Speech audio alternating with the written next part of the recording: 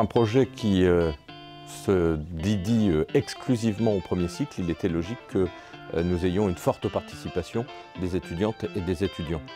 Nous avons commencé par lancer un grand questionnaire auquel les étudiants et étudiantes du premier cycle ont répondu à l'équivalence de 10% de la communauté, ce qui nous a permis d'identifier leurs attentes autour du premier cycle et de lancer une première construction du projet.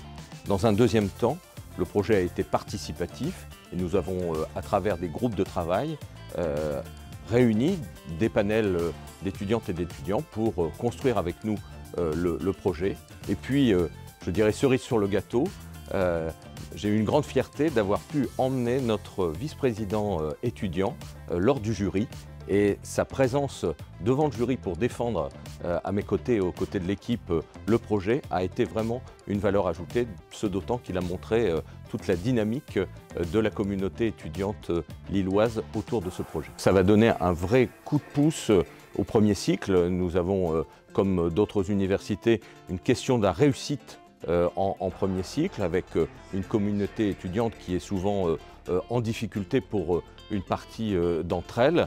Et le fait d'avoir le projet Excellence va mobiliser l'ensemble de la communauté et entraîner une dynamique collective autour du premier cycle qui jusqu'à présent n'avait pas été traité par les objets du PIA et de France 2030. Et là, nous complétons ainsi l'ensemble du dispositif de la dynamique de l'Université de Lille.